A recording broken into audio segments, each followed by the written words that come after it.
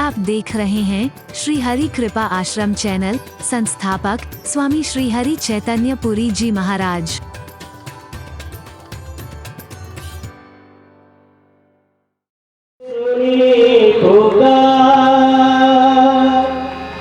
हे मैया हे शारदे, मेरे कंठी विराजो मेरे कंठी विराजो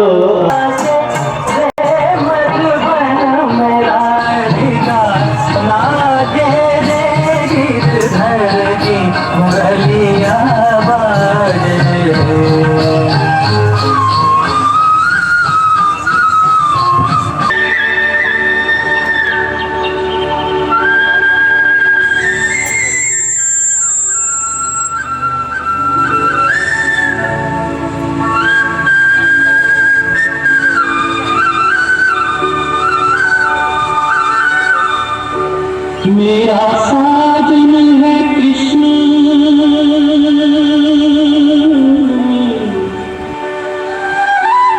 मेरा प्रीतम है कृष्ण,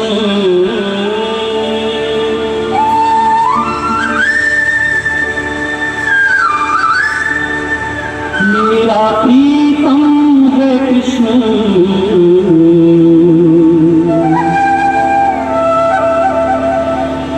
मेरा जीवन है कृष्ण।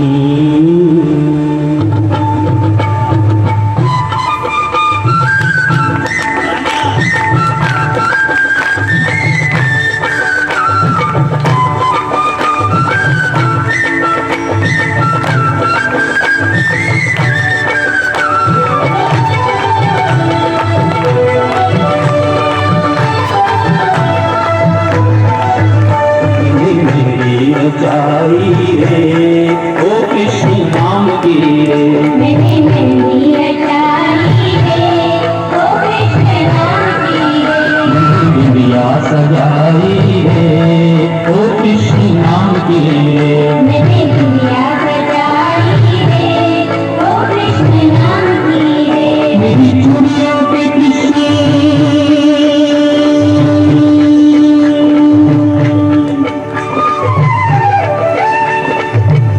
मेरी चूड़ियों पे कृष्ण, मेरी चूड़ी पे कृष्ण, मेरी चूड़ियों पे कृष्ण, मेरी चूड़ी पे कृष्ण, मैंने नकली बढ़ाई रे ओ कृष्ण नाम की रे, मैंने नकली बढ़ाई रे ओ कृष्ण नाम की रे, मैंने मेहंदी रचाई रे ओ कृष्ण नाम की रे, मैंने मेहंदी रचाई रे ओ कृष्ण नाम की रे।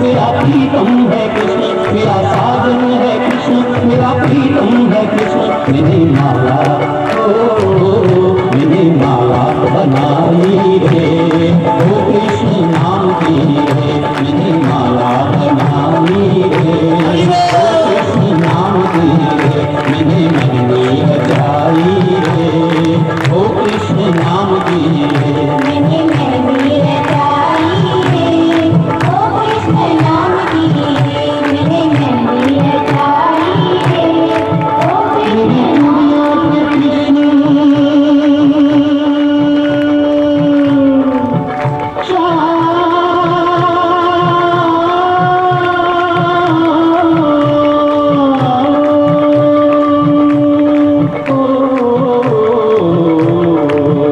मेरी चूड़ियों पे कृष्ण, मेरी चुनरी पे कृष्ण, मेरी चूड़ियों पे Krishna. Is power in you. There is fear of old age. In health, fear of sickness. Everything is changeable. So, to be in bliss always, which is our nature, we should know our real self, Atma, Brahma, pure consciousness, which is unchangeable, unaffected, and complete bliss. This world is a stage where the play is going on, and the play is written by our own karmas. So let's be in our real self, Antarmukhi, and let the play go on. But who will teach us to be Antarmukhi? Only a divine teacher like Guruji, Chaitanya Mahaprabhu Ji Maharaj. Yes.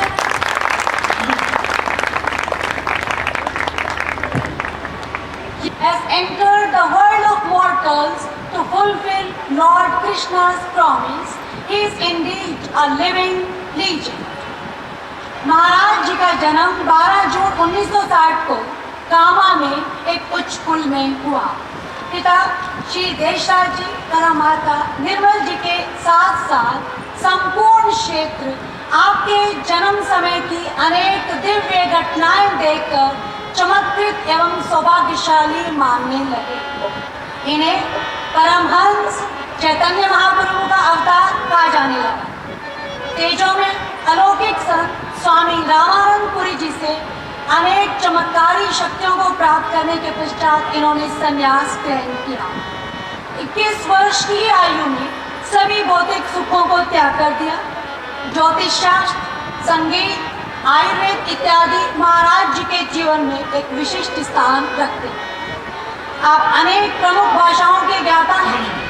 देश में मेरे हरि, कामा के कन्हैया, लाठी वाले भैया के नाम से सुविख्यात महाराज जी ने अनेक पुस्तकें एवं रचनाएं लिखी।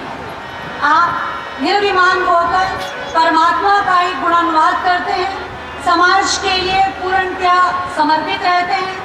महाराज जी हमेशा राष्ट्र प्रेम, सांप्रदायिक सद्भाव व एकता एवं भारतीय संस्कृति को ही सर्वोपरि बताते हैं। विश्व बंधुत्व का भाव लिए हर हाल में, हर समय मुख पर प्यारी व मोहक मुस्कुराहट लिए सभी के कल्याण के लिए सतत प्रयत्नशील है।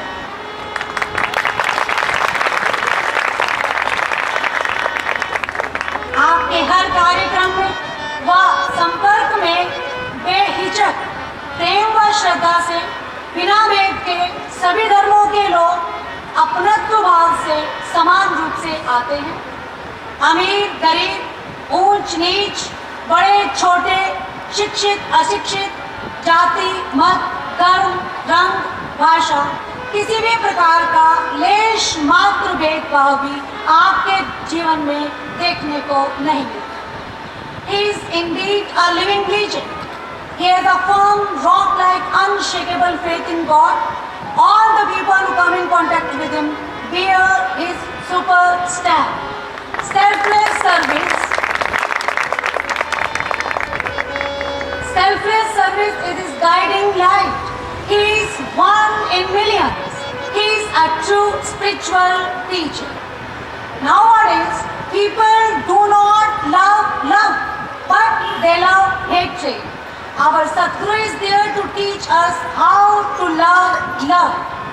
ले ले माल हाथ में हम नम्रता प्यार की, आओ बैठ पूजा करें इंसानियत के प्यार की। मान ले साकी गुरु वचन का फरमान आज, तस्वीर बदली देख लेना कल आप संसार। आइए महाराज जी चौमे अमृत वर्षा यहाँ पर करें। will be stitched, but if the thread goes in a different direction, the cloth will not be stitched. अब मैं डॉक्टर अग्रवाल से अनुरोध करूँ।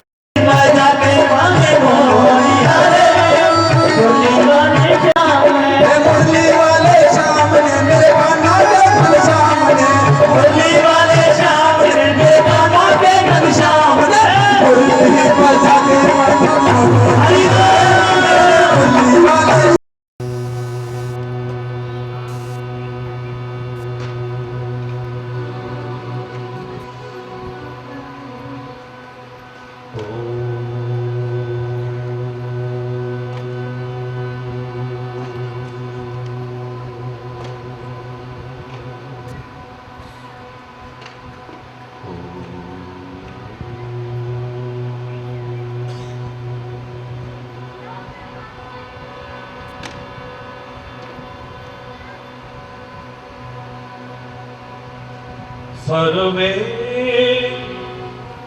भवन्तु सुखिनः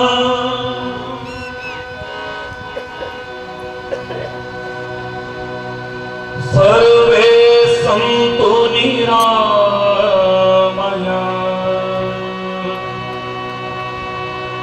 सर्वे भद्राणि पश्यन्तु मा कश्चित् दुःखभाग् भवेत् मा कश्चित् दुःखभाग् भवेत्। ॐ शान्ति शान्ति शान्ति।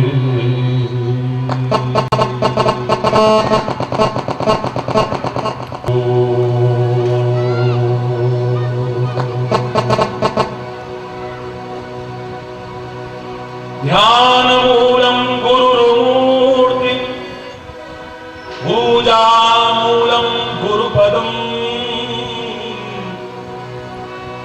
मन्त्रमूलं गुरुर्वाक्यम् मोक्षमूलं गुरुकृपा। ॐ शान्ति शान्ति शान्ति।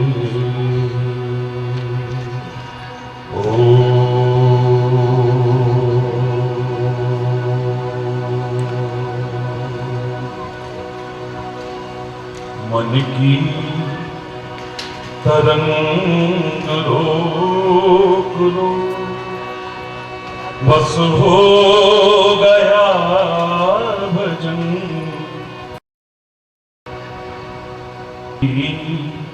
तरंग रोक लो बस हो गया भजन मन की तरंग रोक लो बस हो गया भजन आदत बुरी सुधार लो बस हो गया भजन आदत बुरी सुधार लो बस हो गया भजन मन की तरंग रोक लो।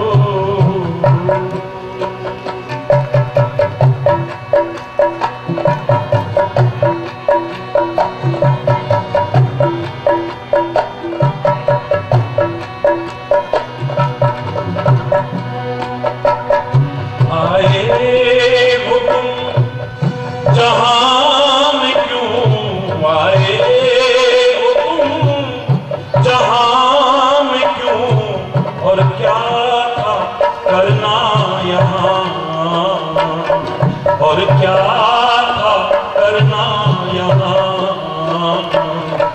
सत्संग में यह जान लो सत्संग में जीवन में फिर उतार लो जीवन में उतार लो बस हो गया भजन आदत बुरी सुधार लो बस हो गया।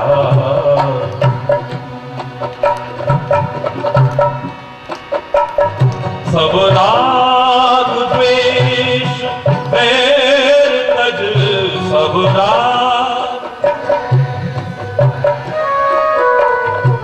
तू प्रेम सबसे कर तू प्रेम सबसे कर सब राग द्वेष बैर तज सब राग तू प्रेम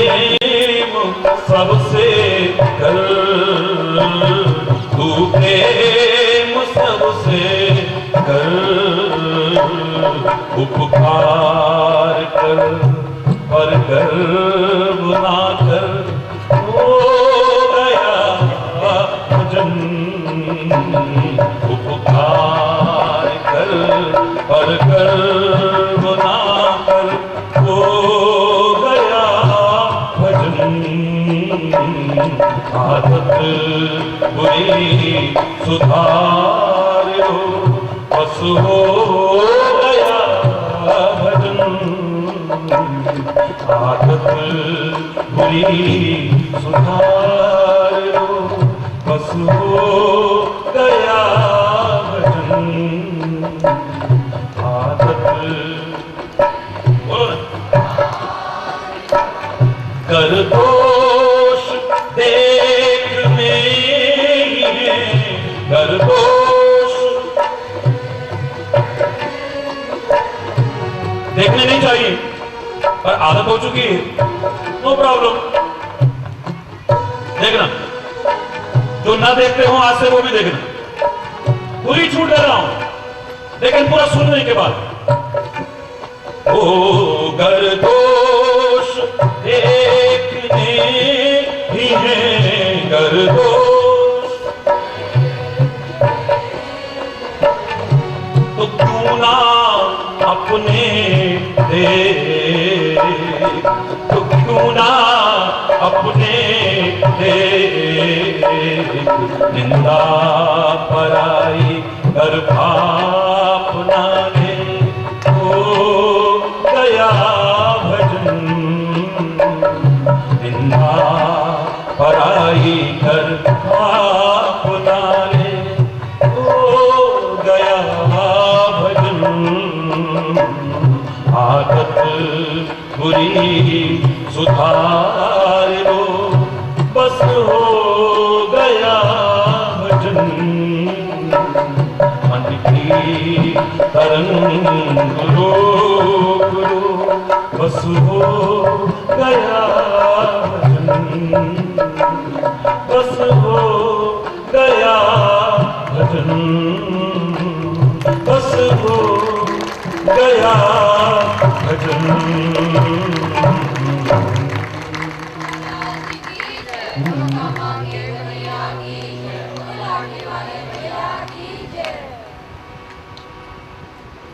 हरि बोल, हरि बोल।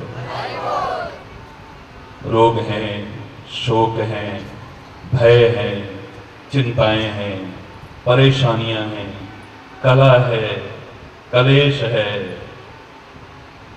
उलझने हैं, वैर विरोध है, वैमनस्यता है, कटुता है। लाख उपाय करके भी दूर नहीं हो पा रही है। हमने कारण नहीं खोजे।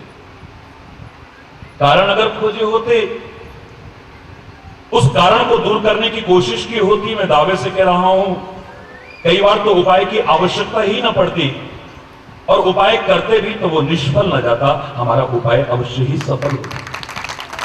बहुत उपाय किए हैं, जटिलतम से जटिलतम उपाय किए, कहां कहां नहीं नाक रगड़ी, किस किस चौखट पर ढोंग पाखंड अंधविश्वास तक की चौखटों पर नाक रगड़ी, कहां कहां नहीं भागे, कहां कहां नहीं गए, फिर भी हरि बोल, जोर से बोलो। अभी मैं आ रहा था तो एक बहन कह रही थी, महाराज जी मन बड़ा बेचैन रहता है, बड़ा बेचैन रहता है। डायमंड की चेन पहन रखी थी, सोने के उसमें और डायमंड हुआ करते, अभी की बात। बहुत पहले मैंने जो कहा था वो याद आया, कार है पास मगर कर दिया बेकार जन्म। अरे वो कार है पास मगर कर दिया बेकार जन्म, गले में चैन है बेचैन फिर भी रहते। वाह वाह, इतनी चैन है फिर भी, इतनी महंगी महंगी चैन फिर भी बेचैन, मतलब बिना चैन के। इन सब में नहीं मिलेगा। मैं दवाई देता हूं, दवाई थोड़ी कड़वी जरूर है, मेरी कोई दुश्मनी नहीं है, मेरा कोई विरोध नहीं है, तुम्हारी भलाई के लिए। डॉक्टर जैसे आवश्यकता हो तो मीठी गोली भी देता है, कड़वी गोली भी देता है, कई बार चीरा भी लगाता है, कई बार ऑपरेट भी करता है, कई बार जहर आगे ना फैल जाए तो महत्वपूर्ण से महत्वपूर्ण अंग को भी काट के फेंक देता है। इसके पीछे शत्रुता नहीं, हमारी भलाई ही छुपी हुई। दवाई बड़ी थोड़ी सी कड़वी लगेगी, मैं कड़वे वचन नहीं बोलता हूं, ईश्वर की कृपा से, और ना किसी को प्रेरणा देता हूं, क्योंकि मुझे तो सिखाया यही क्या था, कटुक वचन मत बोल रे तोहे घूंघट के पट खोल रे तोहे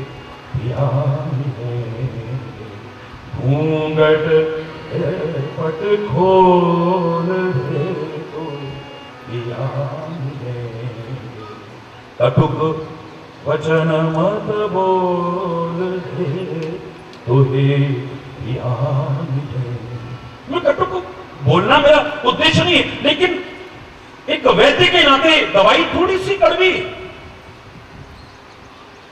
उसके जैसा प्रश्न औरों का भी हो सकता है। आप में से भी बहुत से होंगे जिनका मन बेचैन रहता है, और ये संदेश करोड़ों लोग सुनते हैं, पता नहीं कितने होंगे जिनका मन बेचैन रहता है। आप में से है कोई जिनका मन बड़ा बेचैन सा रहता है? उठाओ ना, सच्ची सच्ची बताओ। हरी बोल है बतेरे, हरी बोल, बिल्कुल मिल जाएगा चैन, सच्चा सुकून, सच्ची शांति मिल जाएगी। ये दवाई खा लेना थोड़ा सा। मेरे कान में गंदगी आ जाए, जब तक मेरे कान से दूर नहीं होती मेरे कान को चैन मिलता है? यूं ही करता रहता हूं। मेरे कान में गंदगी आ जाए, कान से जब तक दूर नहीं होगी मेरे कान को चैन मिलने वाला नहीं है। मेरी आंखों में गंदगी आ जाए, जब तक मेरी आंखों से दूर नहीं होती मेरी आंखों को चैन, बोलो ना, कोई कथा मुझसे नहीं होती है, प्रैक्टिकल बात है, आजमा सकते हो। मेरी आंख में गंदगी आ जाए, जब तक मेरी आंख से दूर नहीं होती मेरी आंख को चैन नहीं मिलता है। मेरी नाक में गंदगी आ जाए, जब तक नाक से दूर नहीं होगी मेरी नाक को चैन नहीं मिलेगा। मेरे मुंह में गंदगी आ गई है, थूक या कफ इत्यादि, जब तक मुंह से दूर नहीं होगी, ये अलग बात है कि बाहर फेंकते हो या अंदर ले जाते हो, मैं इस पर चर्चा नहीं कर रहा हूं, लेकिन मुंह से जब तक दूर नहीं होगी तब तक मुंह को चैन, बोलो ना, नहीं मिलेगा। मेरे शरीर में सारी रात की गंदगी इकट्ठी होकर के आ चुकी है, जब तक मेरे शरीर से दूर नहीं होती मेरे शरीर को चैन मिलता है? बोलो, किसी अंग में गंदगी आ जाए, उस अंग से जब तक दूर नहीं होती उस अंग को चैन, शरीर में गंदगी इकट्ठी होकर के आ गई है, जब तक शरीर से दूर नहीं होती शरीर को चैन नहीं मिलता है। चाहे बुरा लगे या अच्छा, आपकी भलाई के लिए कह रहा हूं, ऐसे मन में आई गंदगी भी जब तक दूर नहीं होगी इस मन को भी चैन मिलने वाला नहीं।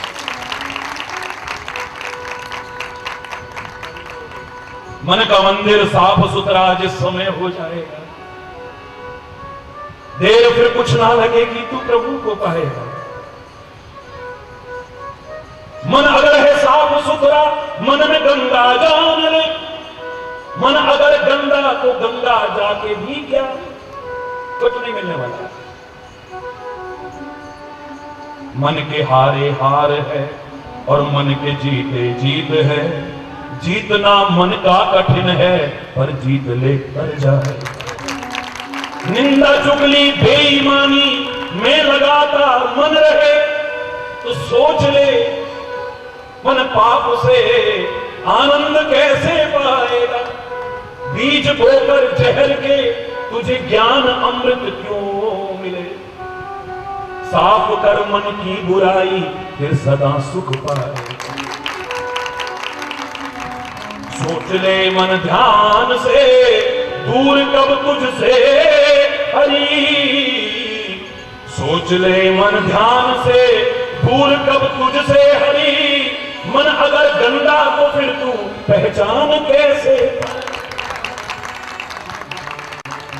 न प्रभु मिलेंगे,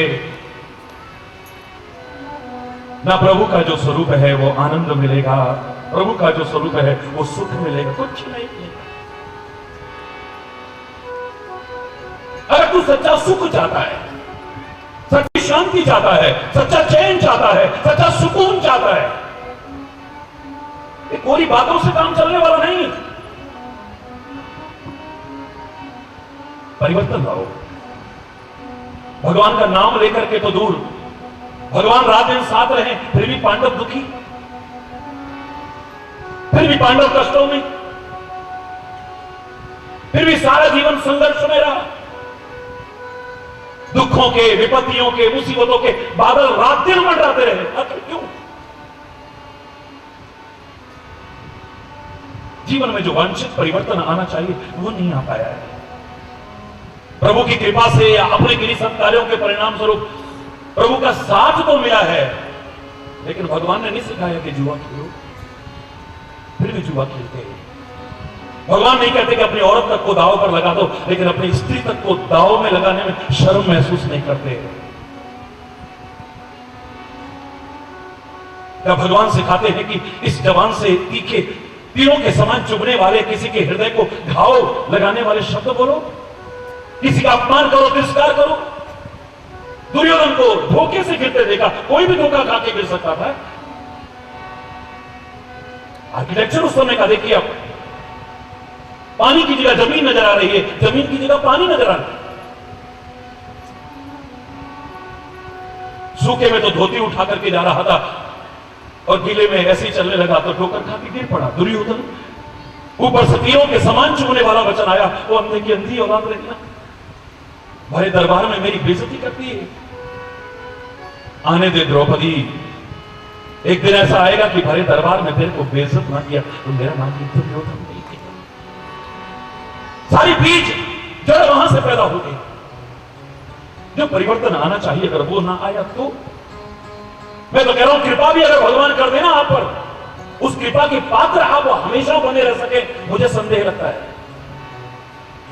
सतर्क रहना, अलर्ट हो जाइए। अगर गुरु और भगवान आप पर कृपा भी कर दें, लेकिन जो परिवर्तन आप में आना चाहिए वो न हुआ तो उनकी कृपा से कब वंचित हो जाओगे, कुछ नहीं कह सकते हो।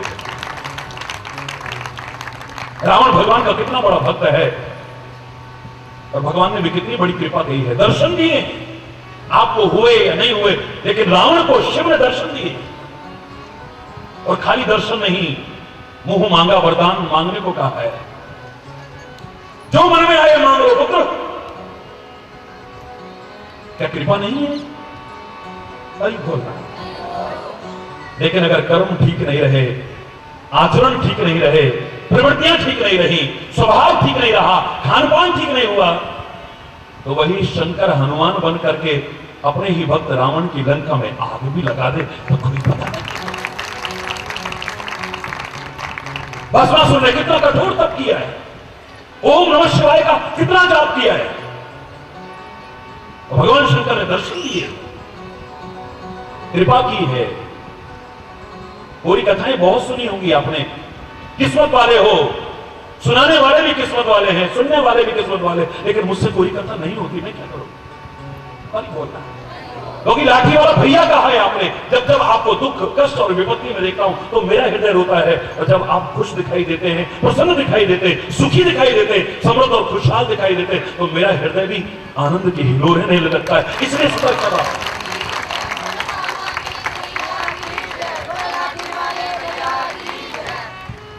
भस्मासुर ने कितना कठोर तप किया, भगवान शिव दर्शन दे रहे हैं। मुंह मांगा वरदान, जो मन में आए मांग लो, लेकिन सोच इतनी गिर जाए आदमी की, जिसके सिर पर हाथ रखो वो जल के खाक हो जाए। हरि चैतन्य होता तो सीधे सीधे शब्दों में कह देता, क्योंकि वो तो मेरा तो भोला बाबा है ना। हाँ, भोला भी है और भाला भी है, ये याद रखना। भक्तों के लिए भोला है तो दुष्टों के लिए भाला भी वही है, वही हर भी वही करता है। हरि चैतन्य होता तो सीधे शब्दों में कहता, अरे ओ भस्मासुर, तू भक्त कहलाने लायक है क्या? जिसकी सोच इतनी गिरी है, क्या तू नहीं जानता है किसी को कष्ट देने वाला कभी सुखी हो सकता है? अरे दूसरे को जला करके खाक करने की कोशिश करने वाले ओ भस्मासुर, दूसरा तो जलेगा या नहीं जलेगा, लेकिन एक दिन तू जल के जरूर खाक हो जाएगा, इतना सुनिश्चित है। दूसरों के लिए जो खड्डे खोदते हैं, कभी वो खड्डे में खुद ना गिर जाएं, सतर्क रहें। या तो सब कर्मों का फल अवश्य मिलता है, देर सवेर चाहे मिले। वो गीत गलत नहीं था। अगर दिल किसी का दुखाया ना होता, जमाने ने तुझको सताया ना होता, न आते तेरी आंख में आज आंसू, किसी हंसते को अगर रुलाया न होता, न चुभता तेरे पांव में आज कांटा, जो नश्तर किसी को चुभाया न होता, न घर में अंधेरा तेरे आज होता, जो दीपक किसी का बुझाया। अगर बेसहारों का तू बनता सहारा, दिल में तेरे गम का साया न होता, अगर दिल किसी का दुखाया न होता, जमाने ने तुझको सताया।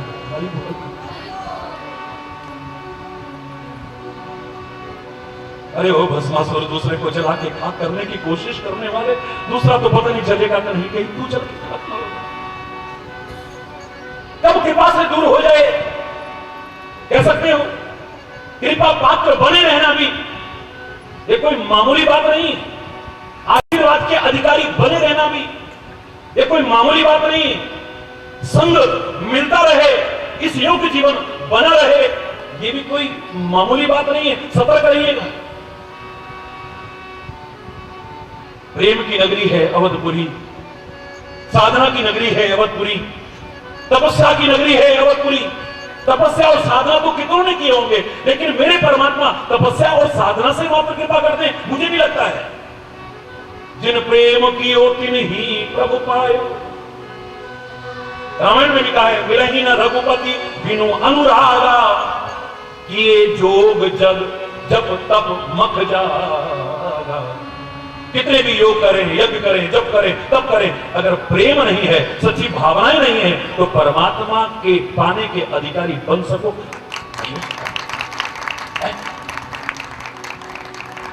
और कुछ न भी कर सको तो चलेगा। पत्र पुष्प भी अगर तुम भेंट रख सकते नहीं, नो प्रॉब्लम। ये तो आजकल के लालची लोग होंगे जो इन चीजों से खुश होते होंगे। तुम्हारे धन चढ़ाने से खुश होते होंगे, तुम्हारे वस्तु चढ़ाने से खुश होते होंगे, तुम्हारे वस्तु पदार्थ चढ़ाने से खुश होते होंगे।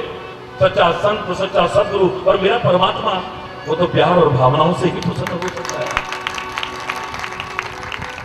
पत्र पुष्प भी अगर तुम भेंट रख सकते नहीं, घबराओ मत। काम नेकी का या कोई भी तो कर सकते नहीं। प्रेम के दो आंसुओं से ही रिझा देना उसे, आह की तासीर से अपना बना लेना उसे। अपने ऐमानों पे जब आंसू बहाओगे जो तुम, पहुंचेंगे आंसू तुम्हारे, आके खुद राधे रमन। प्रेम तुम उससे करो, प्रेमी वो खुद बन जाएंगे। देखेंगे आंसू जो तेरे झट से दौड़े आए, वो प्यार से आएगा। प्यार ना हुआ तो दुर्योधन के घर आया हुआ भी चला जाएगा। अरे सारी तैयारियां छोड़ करके भी चला जाएगा। वो मेवा मिष्ठान छोड़ करके भी चला जाएगा। और जहां प्यार है वहां विदुर और विदुरानी के यहां बिना बुलाए भी अपने आप चला जाएगा। बुलाने की संत गुरु और परमात्मा, महाराज जी आप हमारे यहां आ सकते हो, महाराज जी आप हमारे यहां आ सकते हो। सारे विश्व में लोग पूछते हैं, भारत में ही नहीं। मैं एक ही उत्तर दिया करता हूं जो लोग नियमित सुनते हैं टेलीविजन पर। मेरे प्यारे भाइयों, मेरी प्यारी बहनों, मेरे प्यारे बच्चों, हरि चैतन्य की कोई सामर्थ्य नहीं है जो कहीं भी आ सके और जा सके। ये जो कहीं आ सके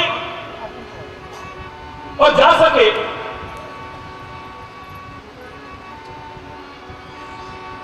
लेकिन तुम्हारे प्यार में वो ताकत है जो नंगे पैर भी बुला सके। हरि चैतन्य की कोई ताकत नहीं जो कहीं भी आ सके और जा सके, लेकिन तुम्हारे प्यार में, तुम्हारी भावनाओं में, तुम्हारी श्रद्धा में वो ताकत है जो नंगे पैर भी बुला सके। और बुलाते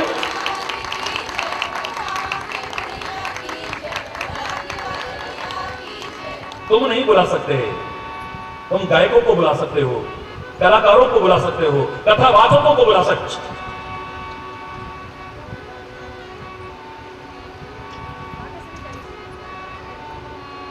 तुम्हारी सामर्थ्य नहीं, बुला के दिखा दूं, मैं बुला के दिखा दूं। भगवान को तो क्या, किसी संत और सदगुरु को बुलाने की सामर्थ्य तुम में से किसी की नहीं है। ये तुम्हारा प्यार है जो बुला सकता है, तुम्हारी भावनाएं हैं जो बुला सकती है, तुम्हारी श्रद्धा है, तुम्हारी भक्ति है जो बुला सकती है। वरना इस अभिमान को मत पालिएगा। अरे बोलना, जोर से बोलो, वरना कब वहां से गायब हो जाएगा पता ही नहीं चलेगा। महाराज का प्रसंग बता रहा है, गोपियां सोचती है बस मैं ही हूं, क्योंकि उनको तो ये दिखा रहा है कि मेरे साथ ही है कान्हा, मेरा ही है कान्हा। पर जहां जरा सा अहंकार आया वहीं से कान्हा गायब। अरे बोलना, जहां जरा सा अहंकार आया वहीं से कान्हा, क्योंकि विकार, विकृतियां, दोष ना ये सुख रहने देती हैं, ना चैन रहने देती हैं, ना सुकून रहने देती हैं, ना शांति रहने देती हैं, ना आनंद देने देती हैं। और इसका जो परम स्वरूप है उस परमात्मा को भी हमारे करीब नहीं रहने देती है। अवधपुरी में भगवान राम प्रकट होकर के आ गए, लेकिन याद रखना उस अयोध्या में भी अगर मंत्रा रूपी लालच आ गया, मंत्रा को लालच है कि कैकेयी अगर रानी बन गई तो पता नहीं मुझे क्या मिल जाएगा। अरे बोल,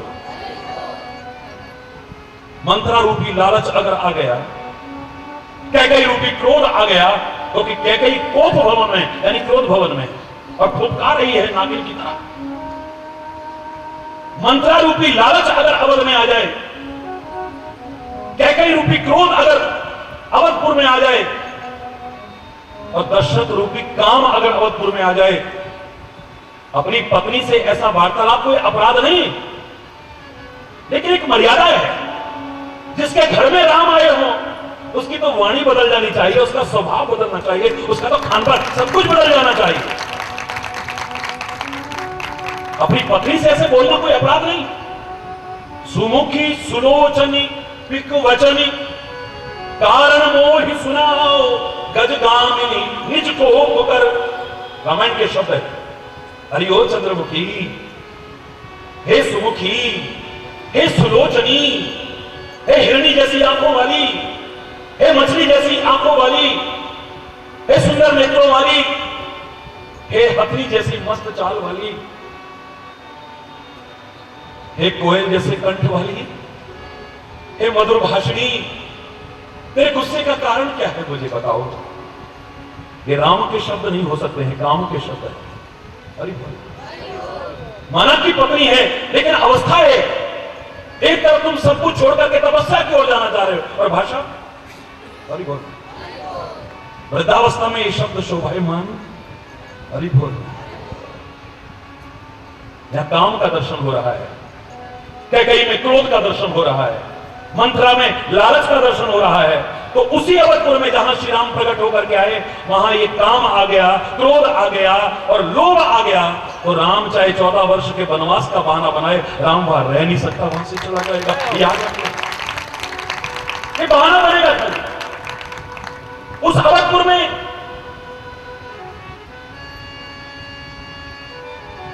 जब आया है तो मंत्रा को भी गिलानी है, अब लालच नहीं है वहां पे, और कैकेयी को भी गिलानी है, अब क्रोध नहीं है वहां पे, शर्मिंदगी है, पश्चाताप की आग में चल रही है। और दशरथ तो रहा ही नहीं। हरि बोल, जोर से बोलो ना, और जोर से बोलो ना। अगर सत्कार्य के पथ पर आगे बढ़ते हुए भी हमारी छोटी छोटी कुप्रवृत्तियां, बुरी आदतें, व्यसन ये दूर ना हुए तो फिर फायदा क्या है। हमने तो शर्मिंदा कर दिया फिर धर्म को भी, हमने तो शर्मिंदा कर दिया परमात्मा को भी, हमने तो शर्मिंदा कर दिया सदगुरु को भी, हमने तो शर्मिंदा कर दिया संतों को भी, हमने तो शर्मिंदा कर दिया सत्संग को भी। ऐसे तो बड़ा धर्मात्मा बनता है और ऐसे देखो, ऐसे तो बड़ा सत्संगी बनता है और ऐसे देखो, ऐसे तो भगवान का बड़ा भगत बनता है और ऐसे देखो। अरे बोल रहा है, जोर से बोलो ना। हमने तो उनको भी शर्मिंदा करने की कोशिश की है। अगर हमारी वाणी में परिवर्तन ना आया, सोच में परिवर्तन ना आया, खान पान में परिवर्तन ना आया, चाल ढाल में परिवर्तन ना आया, रहन सहन में परिवर्तन ना आया, जो वांछित परिवर्तन है, तो फिर हम सच्चे आनंद, सच्चे चैन, सच्चे सुकून, सच्ची शांति और प्रभु कृपा से वंचित रहेंगे, पाने के अधिकारी नहीं बन सकेंगे। जो मैं नहीं चाहता हूं, मैं चाहता हूं कि तुम्हें परमात्मा की कृपा मिले, सदगुरु का मार्गदर्शन मिले, संतों का संग मिले, सज्जनों का संग मिले, तुम्हें सच्चा आनंद मिले, सच्चा चैन मिले, सच्चा सुकून, सच्ची शांति मिले तुम्हें, जिससे वंचित हो, आपस में सबका प्यार हो, सद्भाव हो, मेल जोल हो, सुलूक हो, एकता हो। मैं तो यही चाहता हूं। लेकिन अगर ये सब नहीं है तो कारण खोजो ना। एक व्यक्ति ने बहुत पैसा था उसके पास, दुनियावी पैसा, जिसे आप पैसा कहते हो, बहुत पैसा था, कितनी जगह उसके मकान, लेकिन मन नहीं भरा। एक वहां पे एक और आलीशान महल नुमा कोठी बनाता हूं, ठेका दे दिया जी, कितने करोड़ की, वो पुराने जमाने की बात बता रहा हूं, आलीशान महल नुमा कोठी बनाई गई। जहां रहते थे वहां से काफी दूर थी। ठेकेदार आया, बोले सर कोठी तो आपकी तैयार हो गई है। खुद नक्शा बनवा करके दिया कि देखो ऐसी एक मेज डाइनिंग रूम में बनाना, 4.5 लाख रुपए की उस जमाने में बनी। हरी बोल। इस तरह के बनाना, और ये घूमने वाली हो, और ऐसा हो, और ये उसमें लगा हो, ऐसा ऐसा सारा कुछ बता दिया। इस तरह की कुर्सियां बनाना काफी कीमती। बेडरूम में इस तरह का ये लगाना, वहां ऐसा ये लगाना, मतलब अब जो फाइनल टच देना है वो मेरे अनुसार इस तरह के सामान लगा करके करो। ठीक है सर, जो लगा भी था थोड़ा बहुत उखाड़ा, थोड़ा फेंका, फिर ढंग से बना दिया। फोन आया, सर आपका बिल्कुल तैयार है, चाबी दे दो, जब मौका लगेगा हम हो जाएंगे।